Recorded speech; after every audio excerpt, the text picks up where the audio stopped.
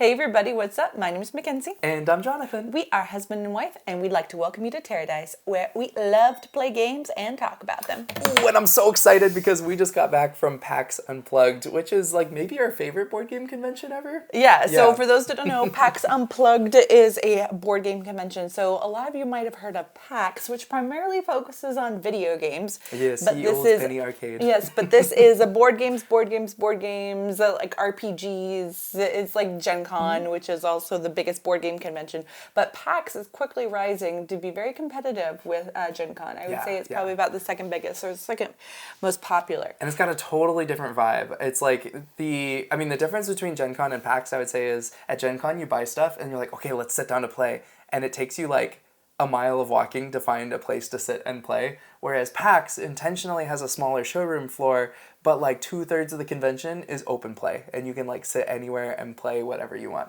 Yeah. I'll talk more details about why PAX is good for certain types of people, because they definitely gear toward people that like more room, but that doesn't mean it wasn't chock full of things and super well run. So we're going to talk over details of our weekend.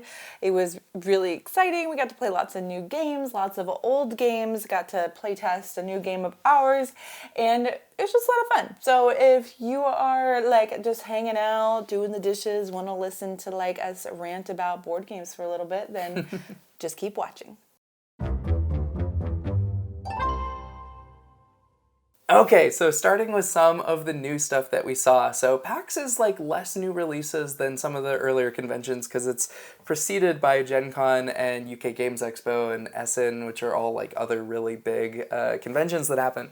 However, we had a lot of lovely stuff happen. So we got to play some new games. One of the first new games that we actually played was the night before the convention. We hung out with a couple of friends and we played Rowdy Partners, which is a trick-taking 2v2 sort of like you're in the boxing ring with some crazy cowboy characters and you're trying to eliminate one opponent. So popular genre rising, if you played like Tag Team or some of these other ones, you got to just get one of the opponents down. Now, the interesting thing about this game is basically you will have one team end capping, so they go first and last on the trick, and then you have the other team going in the two middle spots. But the like trick is, whatever I lead with, you must follow, but if you play the same number that I played, those cards flip over and cancel each other out. So it's a way for you to like block for your opponent so they don't take damage. It's also a way to like switch up the suit, so maybe you actually deal damage when you weren't leading. The way you deal damage is you win with the lowest number in the trick, and that is how much damage you deal to your opponent, plus some wacky modifiers and other powers and stuff. But this game's quite a bit of fun, and I think one of the things that was cool about it is that you actually can mash up your sort of character's abilities in sort of a cohesive way where they play off of each other. So you're going to be getting these power-ups throughout the game that can either work really well together or not. It was interesting because I'm not a huge fan of like the art style, but the gameplay itself was really enjoyable, and I don't get to play a lot of 2v2 in a more complex game like this. It's not very complicated, but most of the 2v games I play are going to be party games. So I really enjoyed being able to team up with someone, and you really do feel like you're in that boxing match, because if you don't have the right cards, you can turn to your person next to you and be like, tag, you're in, and then they'll switch with you. Yeah, so I didn't mention, but the target is whoever's in the ring is the person on your team who's most recently won a trick. So you can swap out with other tokens. That's the part I think is the most interesting. Moving on. So part of PAX is that we get to go to media meetings. It's one of our fancy little things we get to do because we run this channel where different publishers show off new games to us. So one of the games we got to check out from Floodgate Games is Flintlock, which is a part of the 20-minute series. So if you've played Blitzkrieg, Caesar, Dogfight. So it's basically, seize Rome in 20 minutes. That's like their whole tagline, is that you can play these fun 1v1 game. So if seizing Rome seemed impossible to compact into 20 minutes, try the 7 Years' War and the French-Indian War. So Flintlock, which is their new one coming out, is going to be the 7 Years' War and then the French and Indian War. And I had a lot of fun playing it. It is somehow, it plays a lot like Blitzkrieg, in that similar style. And so if you like pretty historically accurate, that tug of war type feel in a short amount of time, we got to play the full game of it because it only is 20 minutes. I won, so I'm particularly a fan of it.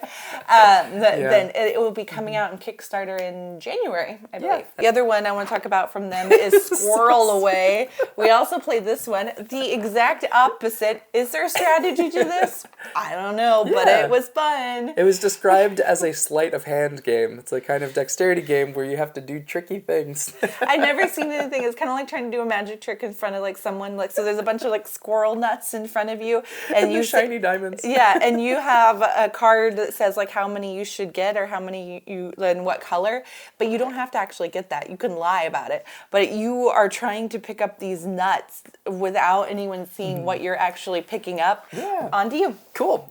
We went to a party opening night for Seashells, which is a brand new game from Kids Table Board Games. They make both like heavyweight games with their Burnt Island group, and then Kids Table Board Games is their more family-oriented games. This is for a slightly younger audience. Honestly, it's just a really beautiful little 6+ game where you have seashells that are out in a grid, and you have a little pail, like a little bucket that's going around in the sand, and basically you can take anything from the row and column, and then you put the bucket where it was. They can take anything from the row and column.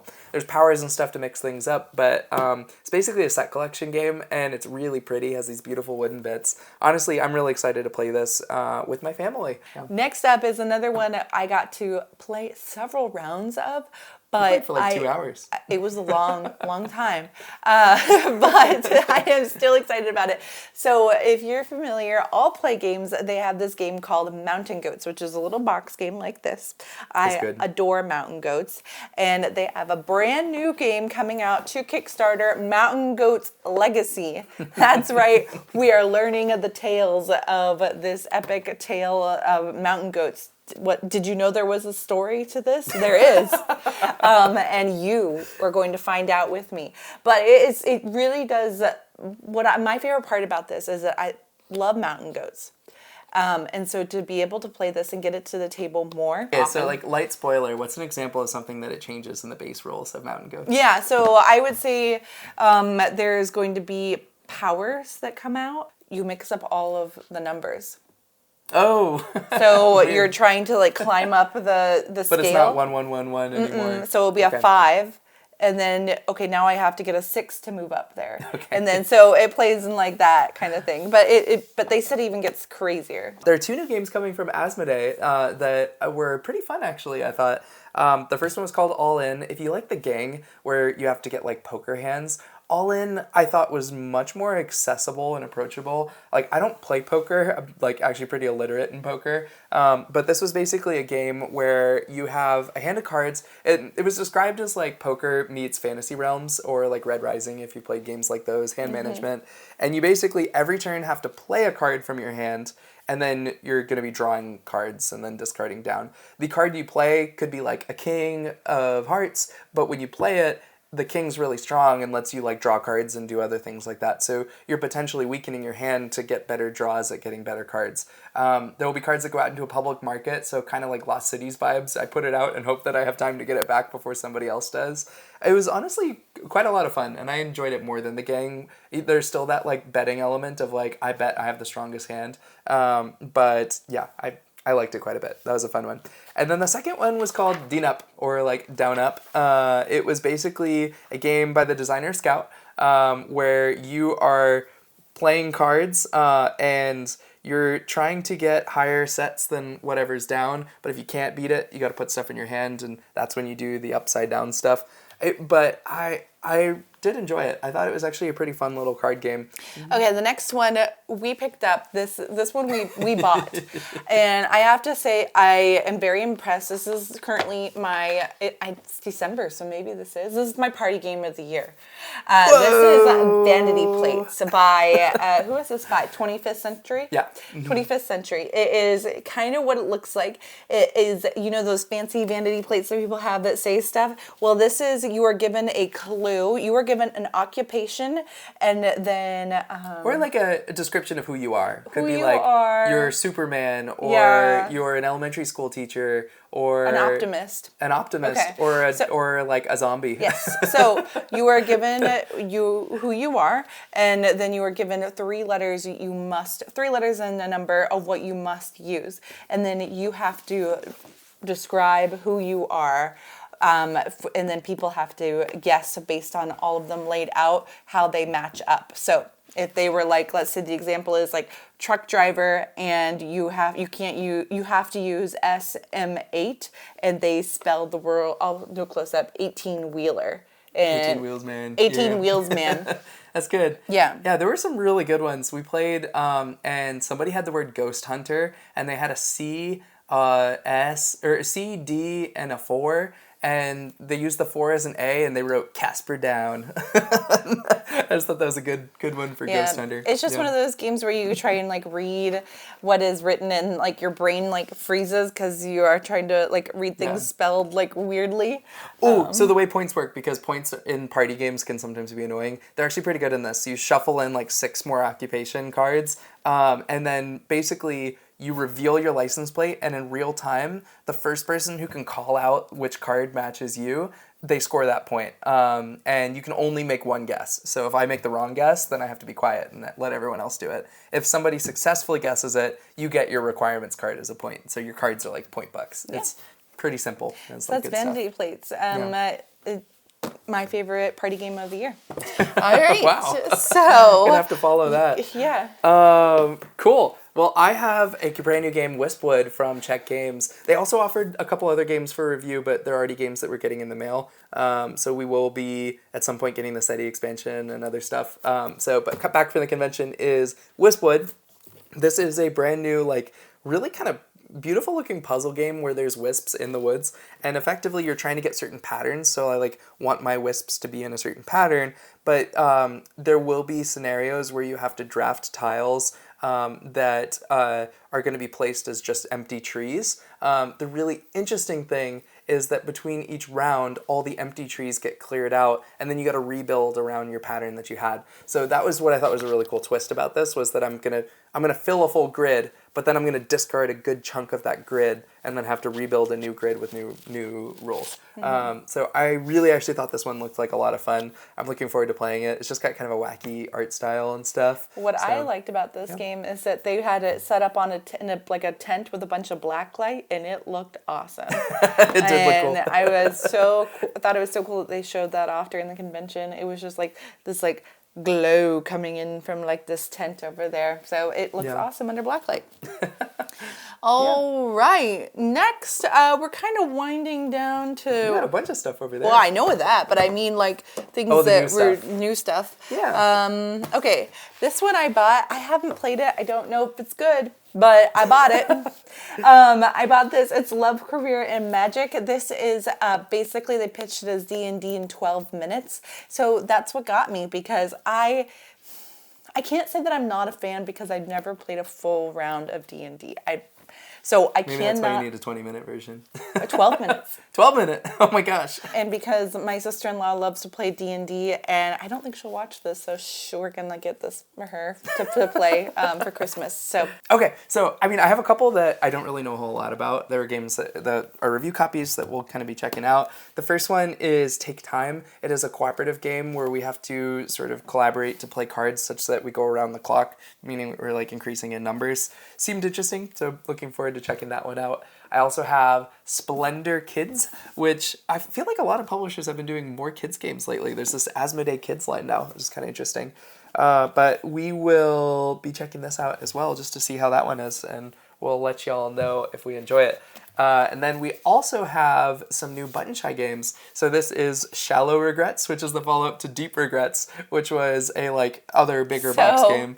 Clever. What a great Such name, a clever name for a game. But looking forward to playing that one. And also another Pocket Edition. We have Dust Biters Pocket Edition, which is based on another larger scale game as well. So we'll be looking forward to checking those ones out. I wonder if there's more kid games coming out because of the movement of people are trying to get kids off of phones. I would say so for sure. I think people like the board game industry is probably going to lean on like you can do this instead of being on your phone. We should talk about the chip theory ones.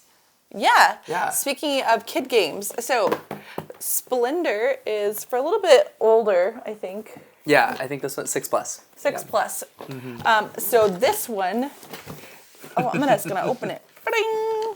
Ooh. Oh gosh, please don't fall. I will just sandwich these for Okay, you. so this is from Chip Theory Games.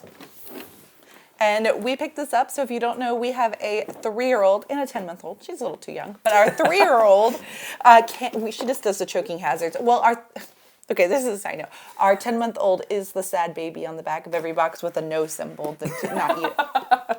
Okay, but these are great. So we've already gotten a chance to play this. So this is called OctoGrabbo, and it is, you each have, I'll put a video in, like these little like chopsticks and it's teaching kids how to use chopsticks. And it's like dexterity where you try and pick up, you're rolling the dice and you're trying to pick up like what you roll and with the chopsticks out of the box. It is so cute. And this was the first time I've seen a game. Okay, fair warning with this one. It's the first time I've seen a game that's introduced the take that concept, at least for our 3-year-old. Yeah. So I think it's so great to be able to learn that in that environment. You steal things from people, and then stuff gets eaten by sharks. But it's you play it so fast that it's really not that deep, and I loved that you could learn to use chopsticks. And our niece and our 3-year-old loved getting to learn how to use that. They felt like big grown-ups to be able to do that. Yeah. We also have Baron Mine and Woodland Rush, but we don't know a lot about these. They were just in the bundle because they were sold out of OctoGrabbo on its own.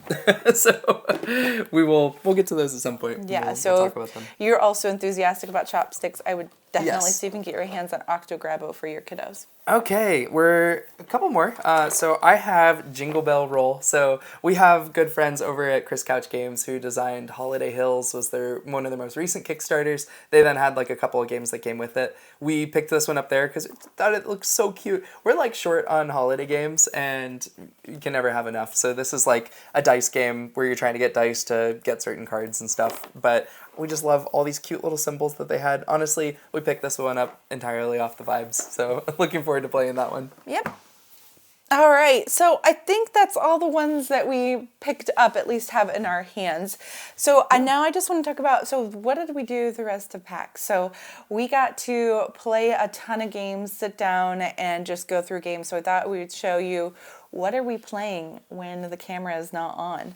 So we got to play, I'm not even going to describe these. So this is Truck 12. I'm describing it. This is a roll and write game where you're trying to climb a mountain by adding, subtracting, or multiplying or dividing the numbers on the dice. So we've reviewed this before. It was fun to be able to pull that one out again. One that we finally got a chance to play. This would be new for most people. That's going to be Everdell Silverfrost. So if you're familiar with the line of Everdell, this is a standalone version where it has this mountain where you are trying to survive the winter, basically, and it's all to be like creating fire and building up your village. It plays similar to Everdell, but it has twists on it, and the biggest twist I would say is that you can score based off of the person next to you, and different things happen, and you'll have to give the player next to you certain items based on cards. There's a lot more player interaction, but in a good way. I was so proud of this game. It was a lot of fun. Yeah. So we will be doing a full review on this one. We've only gotten a chance to play it once, so I want to play it a couple more times. Okay, the new Lorcana set, Whispering in the Wells. So, and Jonathan freaking pulled an Enchanted. I did. Let me get it. I have never pulled an Enchanted, and Jonathan has pulled all of them. It's so shiny. We got Judy, which I think is my. It's so rainbowy. Yeah, which I think is like my favorite Enchanted. We've only gotten, I think, I say only, but I think we've gotten 4 Enchanted. 5 or 6 at this point. Yeah, I pulled like 2 last time. Yeah, but I think Judy is my favorite. And except for the Hades one we first got. Anyway, so we got to play Whispering in the Wells, which was I had a lot of fun with it. We only got to play one round, but I am excited to play it again. Very cool. Anything else? Oh, so mystery, but a big part of this convention was also we're playtesting a new party game. Not going to tell you specifically what it is. If you got to playtest it, I hope you had fun. And thank you to everyone that did get a chance to playtest it and for your feedback. It is pretty much wrapped up playtesting, and we're getting really excited for it. It's big news for that in 2026, but that's what I'll say about that. And we are also doing a lot of booth research because our hopes and plans are to have a booth at PAX next year and to start our little journey, not just as, I say just, but to take our hat on as running our own booth. Yeah. Yep. And thank you guys so much. I hope you have a wonderful holiday. It has been a while since we've been able to sit down and put out a video together. Going into 2026, we intend to sit down at this table a lot more. It's not that we haven't been doing TerreDice. We've been doing a ton of TerreDice just behind the scenes. We're getting ready. Our new expansion to Bark Avenue Kings and Queens is finally in production, and it is out of our hands, I think, unless there's an email in my inbox right now. But there's been lots of technical things been going on behind the scenes, and just also enjoying our 3-year-old and our almost 1-year-old. So, but we kind of look forward to coming back again at full speed at the beginning of 2026. And yeah, thank you guys so much for watching. Do you have anything else you want to say? Nope, I'm good. All right, thank you guys for watching, and I hope you have a great December. Happy playing.